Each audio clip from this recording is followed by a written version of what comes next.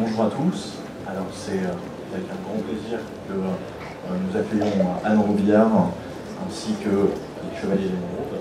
Donc Anne Robillard, auteure québécoise de la série Les Chevaliers d'Émeraude, mais aussi de Ange, de la suite des Chevaliers d'Émeraude, les héritiers de Enkidiad.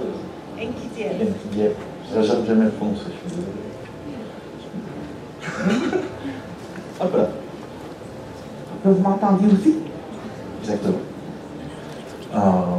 Donc, déjà pour moi, la surprise serait d'abord de voir si on peut présenter tout le monde et si c'est possible, et surtout vous dire que c'est surtout une rencontre avec l'auteur, et du coup, tout l'objectif est que vous lui posez des questions et que j'en ai le moins possible à en poser, pour que ce soit vraiment une rencontre. On a le temps, on peut prendre ce temps-là, donc on va laisser courir le micro sans aucun souci pendant toute la conférence. Si jamais vous avez une seule question, vous n'hésitez surtout pas.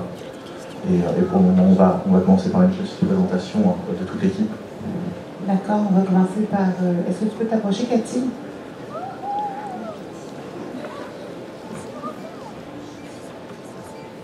Bonjour à tous, je suis Cathy d'Emeraude.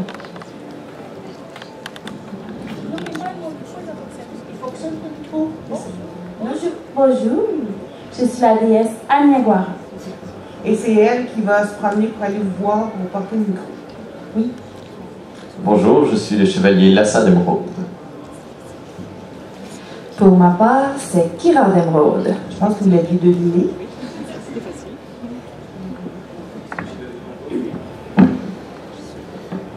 Bonjour, je suis le chevalier Wellan d'Emeraude.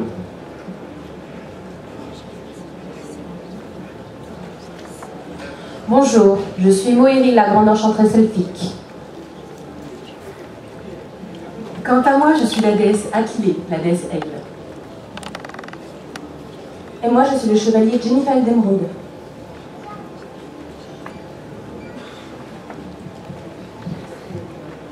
Oui, mais n'hésitez pas à parler dans le micro, n'hésitez pas à leur poser des questions à eux, Oui. autant qu'à Anne Robillard.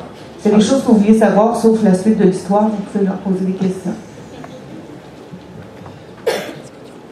Alors du coup, est-ce qu'on a déjà des premières questions ou est-ce que moi je me lance? Je ne vous vois pas.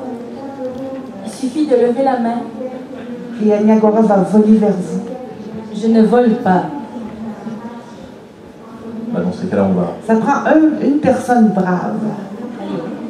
Oui, oui, oui. Cours, cours. J'arrive, j'arrive. Bonjour.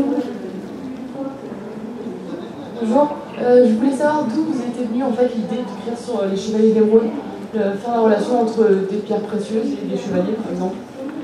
Les pierres précieuses dans les Chevaliers d'Émeraude, c'est une signification ésotérique. Ouais.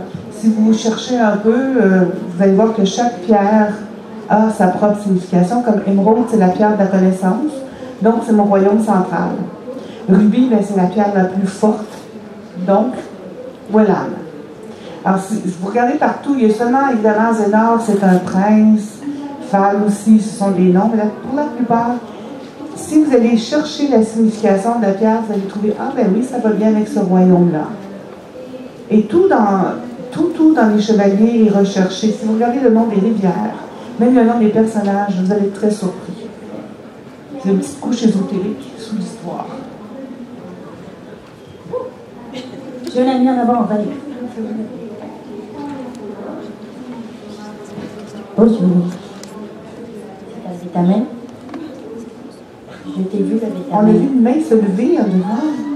Oui. Et du coup, sur l'envie d'écrire, parce que la question était aussi de façon générale, comment vous étiez venu Je n'avais pas entendu ce... Sur l'envie d'écrire, en fait, j'ai toujours écrit depuis que j'ai 6 ans. Les chevaliers, je les ai reçus en rêve en l'an 2000. C'est mon cadeau de l'an 2000. J'ai traversé le château avec Wellan qui m'a raconté sa guerre. Je me suis réveillée, j'ai tout pris en note. Et c'est parti. Il y a sûrement des choses que vous voulez savoir.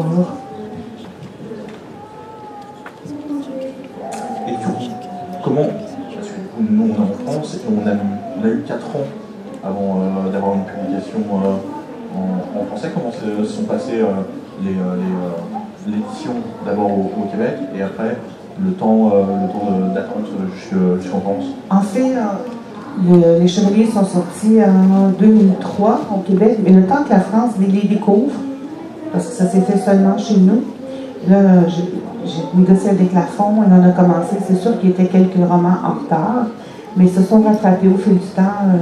Avec les exils, c'est seulement 2 en retard. Avant, c'était 7.